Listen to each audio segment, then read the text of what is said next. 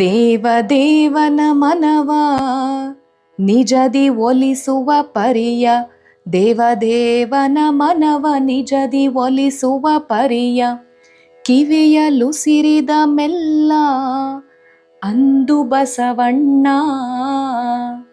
ಈ ಸಪ್ತ ಸೂತ್ರವನು ಮರೆತೆವೇಕೋ ನಾವು, ಈ ಸಪ್ತ ಸೂತ್ರವನು ಮರೆತೆವೇಕೋ ನಾವು. ಚಿತ್ತ ಸುಂದರವಿರಲಿ ಮುದ್ದು ರಾಮ, ಚಿತ್ತ ಸುಂದರವಿರಲಿ ಮುದ್ದು ರಾಮ. ದೇವದೇವನ ಮನವ ನಿಜದಿ ಒಲಿಸುವ ಪರಿಯ, ಕಿವಿಯಲುಸರಿದ ಮೆಲ್ಲ ಅಂದು ಬಸವಣ್ಣ. ಚಿತ್ತ ಸುಂದರವಿರಲಿ. ಚಿಂತ್ಯಾಕೆ ಚಿನ್ಮಯನಿದ್ದಾನೆ ಅನ್ನುವುದನ್ನ ತಾಳ ತಟ್ಟಿ ಭಜನೆ ಮಾಡಿ ರಾಗವಾಗಿ ಹಾಡಿದರೆ ಅದು ನಮ್ಮ ಬದುಕಿಗೆ ಯೋಗವಾಗಿ ಕ್ಷೇಮವಾಗುವುದಿಲ್ಲ. ಸುಕ್ಷೇಮವಾಗಿ ಸುಕ್ಷೇತ್ರವಾಗಬೇಕಾದರೆ ನಮ್ಮ ದೇಹದಲ್ಲಿ ಸಪ್ತ ವ್ಯಸನಗಳನ್ನು ಬಿಟ್ಟು ಸಪ್ತ ಸೂತ್ರದಲ್ಲಿ ನಾವು ಈ ಸಪ್ತ ದಿನಗಳೂ ಕೂಡ ಅದನ್ನು ಜಪಿಸಿ ಅದನ್ನು ಅರ್ಥೈಸಿಕೊಂಡು ಬದುಕಿಗೆ ಅಳವಡಿಸಿಕೊಂಡರೆ ಆಗ ನಮ್ಮ ಕಾಯಕದಲ್ಲಿ ನಾವು ಆ ಪರಶಿವನನ್ನು ಕಾಣುವುದರ ಮೂಲಕ ನಮ್ಮ ಜೀವನವನ್ನು ಕೈಲಾಸವಾಗಿಸಿಕೊಳ್ಳುತ್ತೇವೆ.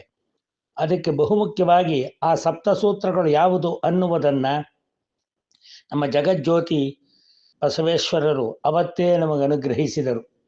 ಬೆಳಗ್ಗೆ ಎದ್ದ ತಕ್ಷಣ ಇದನ್ನು ನಿಜ ಜೀವನದ ನಿಜ ದರ್ಶನದ ಪ್ರತ್ಯಕ್ಷ ರೂಪಿಯಾಗಿ ಶಿವನೇ ಅನುಗ್ರಹಿಸಿದ ಮಾತುಗಳು ಅಂತ ಹೇಳಿ ನಾವು ಅದನ್ನು ಜಪಿಸಬೇಕಾದದ್ದು ನಮ್ಮ ನಿಯಮವಾದದ್ದೇ. ಆದರೆ ಆಗ ನಮ್ಮ ಗಮನ ಅದರ ಗುಣಗಳ ಮೇಲೆ ಸಾಗಿ ನಮ್ಮನ್ನು ಕೇವಲ ರೂಪವಂತರನ್ನಾಗಿ ಬದುಕುವ ಈ ಜಗತ್ತಿನಲ್ಲಿ ಗುಣವಂತರನ್ನಾಗಿಸಿ ಶ್ರೀಮಂತ ಹೃದಯದಿಂದ ನಮ್ಮನ್ನು ಶ್ರೀಮಂತನನ್ನಾಗಿಸುತ್ತೆ.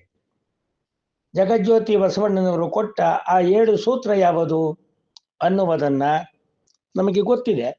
ಕಳಬೇಡ, ಕೊಲಬೇಡ, ಹುಸಿಯ ನುಡಿಯಲು ಬೇಡ, ಮುನಿಯಬೇಡ, ಅನ್ಯರಿಗೆ ಅಸಹ್ಯ ಪಡಬೇಡ, ತನ್ನ ಬಣ್ಣಿಸಬೇಡ, ಇದರ ಹಳಿಯಲು ಬೇಡ.